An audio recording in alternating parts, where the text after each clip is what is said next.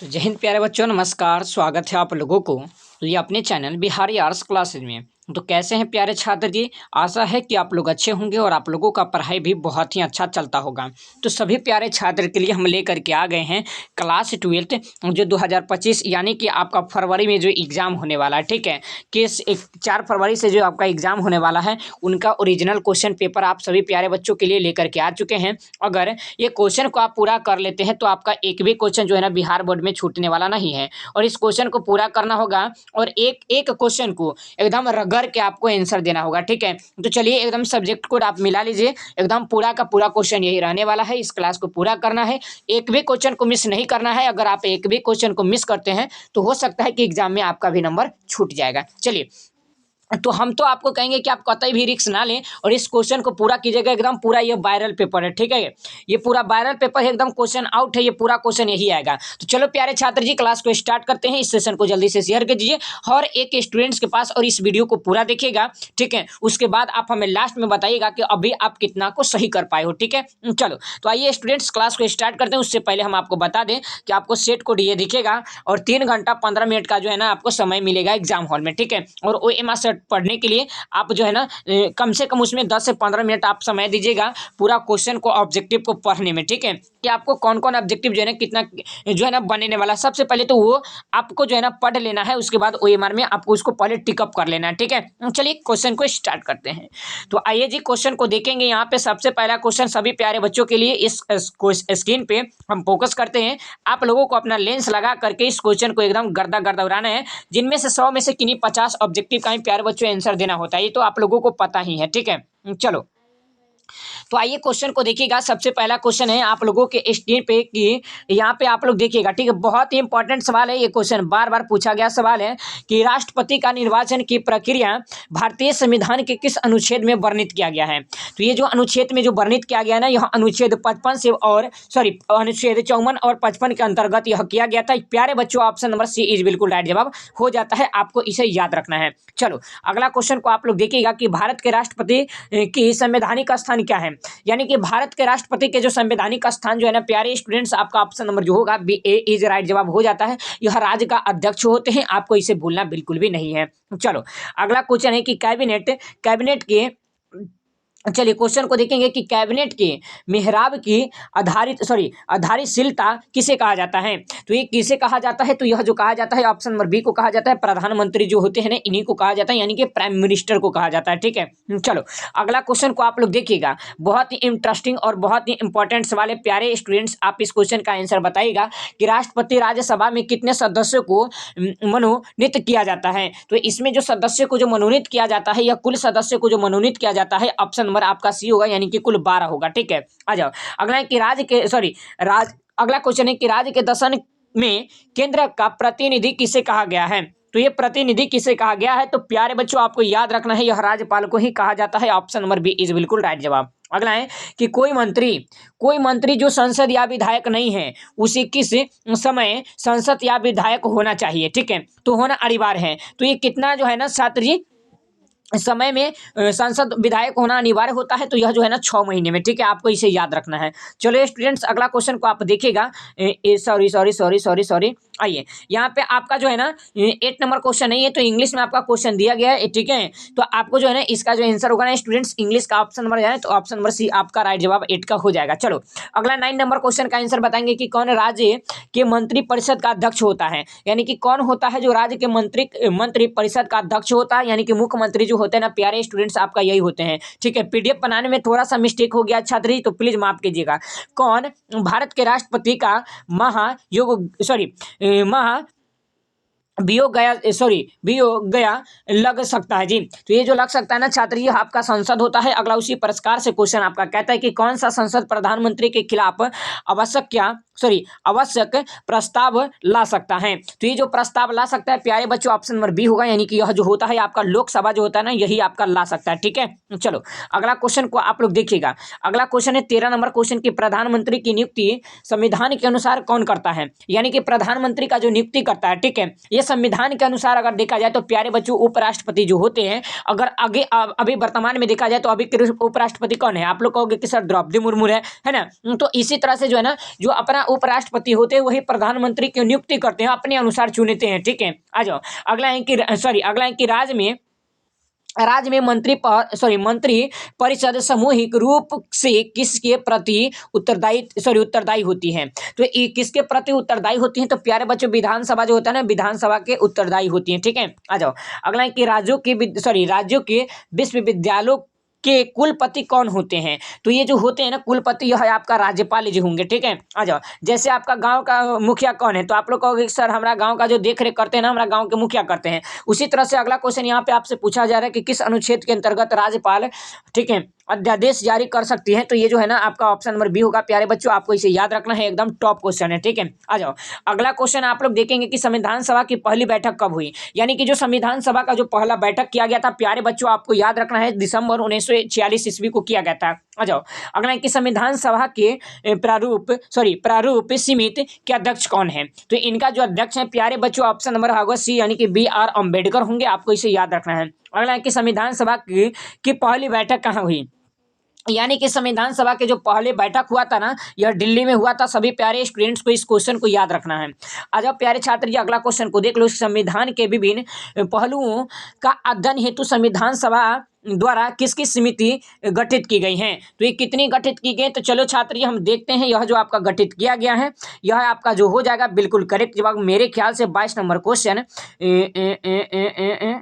चलिए इसका जो होगा ना स्टूडेंट्स, ऑप्शन नंबर ए भी नहीं होगा, बी भी नहीं होगा, सी भी नहीं होगा, डी भी नहीं। यह जो होता है आपका 22 होता है। ठीक है, याद रखिएगा। चलो अगला है कि किस मामले में सर्वोच्च न्यायालय ने घोषणा की कि प्रस्तावना संविधान का हिस्सा नहीं है? ठीक है, तो ये जो हिस्सा नहीं है ना प्यारे बच्चों, यह आपका ऑप्शन नंबर डी होता है। आपको इसे याद रखना है। चलो अगला है कि किस संविधान संशोधन द्वारा समाजवादी भारतीय संविधान के प्रस्तावना में शब्द जोड़ा गया है? तो ये जो प्रस्तावना में जो शब्द जोड़ा गया प्यारे बच्चों आपका होगा 42वां। ठीक है, आपको इसे नोट कर लेना है। आ जाओ अगला क्वेश्चन आप देखेंगे कि संविधान के, देखो छात्र यहाँ पे आप लोगों को बता दें कि 25 नंबर क्वेश्चन आपको नहीं है यहाँ पे, तो हम इंग्लिश में क्वेश्चन यहाँ पे दिया गया है, तो इसका आंसर बता देते हैं। ऑप्शन नंबर होगा आपका डी होगा। ठीक है, थोड़ा सा भाई साहब मिस्टेक हो गया है PDF बनाने में, तो प्लीज आप लोग माफ कीजिएगा। आ जाओ संविधान के किस अनुच्छेद में संविधान के संशोधन की प्रक्रिया वर्णित है? तो यह जो प्यारे बच्चों प्रक्रिया वर्णित है आपका ऑप्शन नंबर सी होता है। आपको इसे याद रखना है। चलो अगला है कि न्यायिक समीक्षा का सिद्धांत भारतीय संविधान ने किस देश के संविधान से लिया गया है? ठीक है, तो ये कौन से देश के संविधान से लिया गया? तो प्यारे बच्चों यह आपका होता है ऑप्शन नंबर ए, यानी कि संयुक्त राष्ट्र अमेरिका से। ठीक है, चलो अगला है कि सर्वप्रथम किस देश की जनसंख्या घनत्व स्थापना हुई?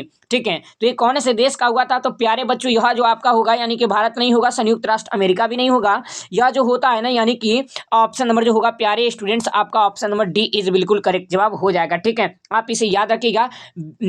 वीमर जर्मन संविधान। ठीक है, अगला है कि मूल संविधान में कितने अनुच्छेद हैं? यानी कि मूल संविधान में जो अनुच्छेदों की जो संख्या है ना प्यारे बच्चों, यह आपका होता है ऑप्शन नंबर बी इज बिल्कुल करेक्ट जवाब। आ जाओ अगला है कि विदेश संबंध का विषय किस सूची में रखा गया है? तो ये कौन से सूची में रखा गया है? यह आपका जो है ना राज्य की सूची में रखा गया है, यानी कि ऑप्शन नंबर स्टूडेंट्स भी इज राइट जवाब। अगला है कि किस ख्याति प्राप्त लेखन ने भारत को अर्धसंघ कहा है? जी, तो ये जो कहा है ना प्यारे स्टूडेंट्स, अर्धसंघ जो कहा है ना, यह आपका ऑप्शन नंबर सी इज बिल्कुल करेक्ट जवाब आपका हो जाएगा। आपको इसे याद रखना है, एकदम टॉप क्वेश्चन है। अभी तक आप लोग क्लास को लाइक नहीं किए, प्लीज स्टूडेंट्स आपसे छोटा सा कि मेरा रिक्वेस्ट होगा कि आप जल्दी से क्लास को लाइक कर लीजिए। इससे क्या हो कि थोड़ा मेरा भी मनोबल बढ़े और आप लोग का भी, और मजा आए। और ठीक है, तो जल्दी से फटाफट से क्लास को लाइक कर लिए। आप लोग कमेंट नहीं करें, सभी छात्र जी कमेंट कीजिए। ठीक है, अगला है कि संविधान के किस भाग में केंद्र और राज्यों के बीच वित्तीय संबंध का वर्णन किया गया है? तो ये जो वर्णन किया गया ना आपका 12 में होता है, यानी कि ऑप्शन नंबर डी इज बिल्कुल करेक्ट जवाब। अगला है क्या स्थानीय शासन का विषय की सूची में आता है? यानी कि कौन से सूची में आता है? प्यारे स्टूडेंट्स, यह आपका राज्य की सूची में आएगा, ऑप्शन नंबर बी होगा। अगला है कि क्षेत्रीय परिषद का सॉरी अध्यक्ष कौन होता है? तो भारत में क्षेत्रीय परिषद का जो अध्यक्ष होते हैं प्यारे स्टूडेंट्स, ये आपका गृह मंत्री होते हैं, आपको याद रखना है। अगला है कि सिक्किम का किस वर्ष भारतीय संघ में विलय हुआ? तो ये कौन से संघ में विलय हुआ था? तो मेरे प्यारे प्यारे स्टूडेंट्स, यह है आपका कर्नाटक होगा, यानी कि ऑप्शन नंबर डी इज बिल्कुल राइट जवाब। अगला देखोगे, अगला है कि अवशिष्ट शक्तियां निम्नलिखित में से किसे प्राप्त होती हैं? यानी कि अवशिष्ट शक्तियां जो है केंद्र सरकार को प्राप्त होती हैं, यानी कि ऑप्शन नंबर स्टूडेंट्स जी ए इज राइट जवाब।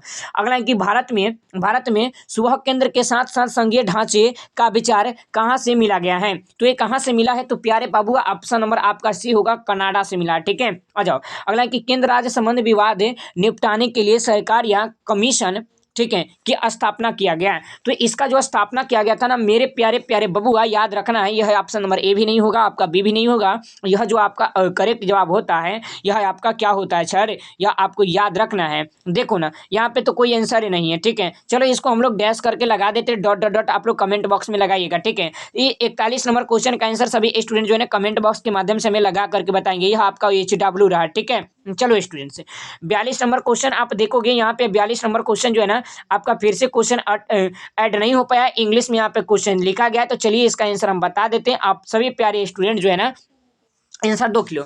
ठीक है, 42 का जो आंसर होगा ना बाबू, ऑप्शन नंबर बी आपका हो जाता है। ठीक है, हाइट काउंट। अगला क्वेश्चन है कि भारतीय संविधान का कौन सा अनुच्छेद सार्वजनिक रोजगार में अवसर की समानता प्रदान करता है? प्यारे बच्चों आप लोग याद रखिएगा, 43 नंबर क्वेश्चन, ये कई बार पूछा गया सवाल है, ऑप्शन नंबर सी होगा आपका।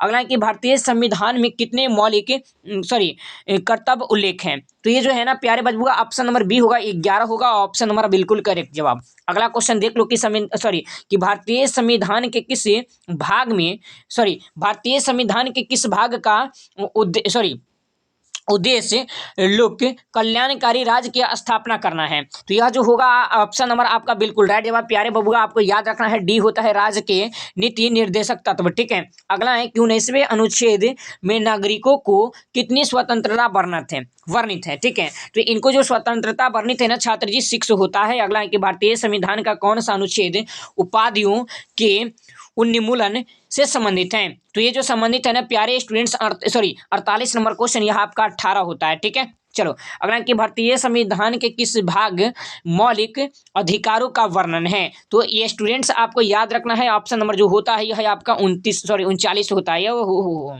भाई इधर आ जाओ तू। ठीक है, यह आपका 39 होता है, आपको याद रखना है, ऑप्शन नंबर बी होगा। चलो अगला है कि किस मौलिक अधिकार के तहत किस मौलिक अधिकार के तहत विगार का निर्देश किया गया है? तो ये जो निर्देश किया गया ना प्यारे स्टूडेंट्स, आपको 51 नंबर क्वेश्चन का आंसर सी हो जाएगा, बिल्कुल राइट जवाब।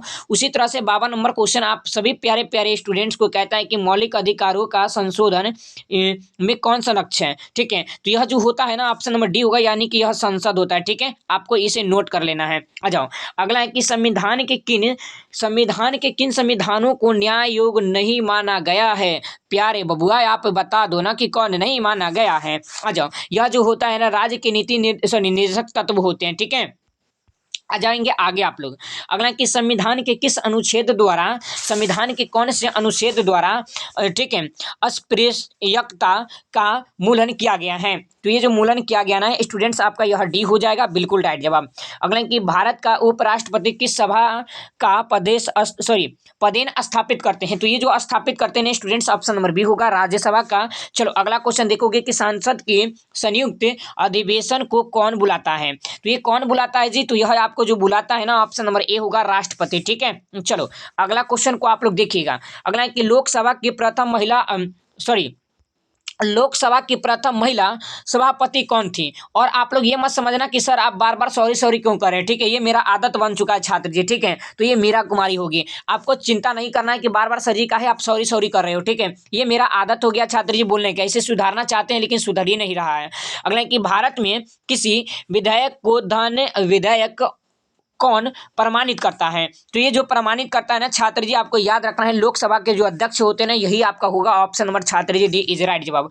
लोकसभा में संघाषित प्रदेश को कितने स्थान दिए गए हैं? तो ये जो स्थान दिया गया ना स्टूडेंट्स आपका ऑप्शन नंबर ए होता है, यह 20 स्थान दिया गया। ठीक है, चलो अगला क्वेश्चन को आप लोग देखिएगा। अगला क्वेश्चन है यहाँ पे आप लोगों को बता दें कि लोकसभा, ये तो हो चुका है। अगला है कि किस प्रधानमंत्री के शासनकाल में दल बदल विरोधी अधिनियम पास किया गया है। ठीक है, तो दल बदल अधिनियम जो पास किया गया ना स्टूडेंट्स, यह आपका होता है राजीव गांधी के द्वारा यह किया गया था। चलो अगला क्वेश्चन है कि राष्ट्रपति संसद की किस दशन का सदस्य होता है। तो ये जो सदस्य होता है ना प्यारे बाबू, आपको याद रखना है आपका कि ऑप्शन नंबर डी होगा बिल्कुल राइट जवाब। वर्तमान में लोकसभा के सदस्यों की संख्या कितनी होती है। तो वर्तमान में लोकसभा के जो होता है ना 550 होता है। आपको याद रखना है लोकसभा का विघटन कौन करता है। प्यारे स्टूडेंट्स, लोकसभा का जो विघटन करता है राष्ट्रपति करता है, याद रखना है। आ जाओ आगे। अगला कि निम्नलिखित में से भारत के किस राज्य में कोई द्विस्तरीय संसदीय विधायक नहीं है। ठीक है, तो ये जो नहीं होगा ना प्यारे स्टूडेंट्स, ऑप्शन नंबर डी होगा झारखंड। ठीक है, अगला क्वेश्चन आप लोग देखोगे जितने भी प्यारे स्टूडेंट्स है बाबू, इस क्वेश्चन का आंसर को आप लॉक करोगे। ठीक है, क्वेश्चन है कि विधानसभा का सदस्य होने के लिए न्यूनतम आयु क्या होती है। तो विधानसभा का सदस्य होने के लिए न्यूनतम आयु जो होती है ना प्यारे स्टूडेंट्स, यह आपका 35 होना चाहिए। ठीक है, अगला कि केंद्रीय मंत्री परिषद किसके प्रति सामूहिक रूप से उत्तरदायी है। तो ये किनके, तो ऑप्शन नंबर होता है लोकसभा का। ठीक है, चलो और प्यारे स्टूडेंट्स, जो आपका इंपॉर्टेंट क्वेश्चन था आज हम आज के क्लास में पूरे जो है ना 70 ऑब्जेक्टिव को करा दिए हैं। तो चलिए फटाफट से आप बताएंगे कि इस पूरे 70 ऑब्जेक्टिव में से आपका कितना सही हुआ है, कितना गलत हुआ है। अगर ये पूरे 70 ऑब्जेक्टिव प्यारे छात्र जी अगर आप पूरा किए होंगे तो हम आपको पूरा वादा और पूरा गारंटी और पूरा निश्चय के साथ कहते हैं कि आपको कम से कम जो है ना ये क्लास बहुत ज़्यादा फायदा देने वाला, बहुत ज़्यादा स्टूडेंट्स। तो आप लोगों से रिक्वेस्ट होगा कि आप हमें कमेंट के माध्यम से जल्दी से बताइए कि आपका कितना सही हुआ है। ठीक है, और इस क्लास को आप कौन से जिला से देख रहे हैं, आप कमेंट के माध्यम से हमें जरूर बताइएगा कि इस क्लास को आप कौन से जिला से देख रहे हैं। और आपको यह भी बताना है अगर पीडीएफ से लेना है तो आप दिए गए इंपॉर्टेंट पीडीएफ से लेना है तो इस नंबर पे आप व्हाट्सएप पे मैसेज हाय हेलो जो भी करना है कर दीजिएगा और उसके बाद आप हमसे संपर्क करके पीडीएफ ले सकते हैं। और आपको बता दें कि आप हर रोज सुबह में जो है ना स्टूडेंट्स 7 बजे क्लास चलेगा, शाम को 4 बजे अपने समय के अकॉर्डिंग हर रोज क्लास कीजिए बिना किसी समस्या की और बेहतर से बेहतर तैयारी करें। और हम आप लोगों के लिए दिन रात मेहनत करते हैं और हिंदी के बेस्ट तैयारी इंग्लिश के करना चाहते हैं यूट्यूब पे सर्च कीजिए बिहारी साइंस क्लासेस, उस चैनल से जुड़ जाइए और हर रोज तैयारी करिए, वहां पे भी मजा आएगा। ठीक है, तो ये क्लास कैसा लगा आप जरूर बताइएगा और कितना क्वेश्चन को आप सही कर पाए हो यह भी कमेंट के माध्यम से बताएंगे। और अभी तक ये क्लास को आप लाइक करेंगे तो प्लीज जल्दी से क्लास को लाइक कर लीजिए और चैनल पे नए हैं तो चैनल को सब्सक्राइब करके ऑल पे क्लिक कर लीजिए जिससे हर एक वीडियो का नोटिफिकेशन आप तक पहुंचता रहे। और इस क्लास को ज़्यादा से ज़्यादा लोगों तक शेयर कीजिए जिससे क्या हो कि हर एक स्टूडेंट्स को इस क्लास से बेनिफिट मिल सके। चलो प्यारे बच्चों, मिलते हैं फिर किसी और नेक्स्ट वीडियो में। आप अपने क्लास का इंतजार करना शाम को 4 बजे। ठीक है लव यू छात्र जी, बाय बाय।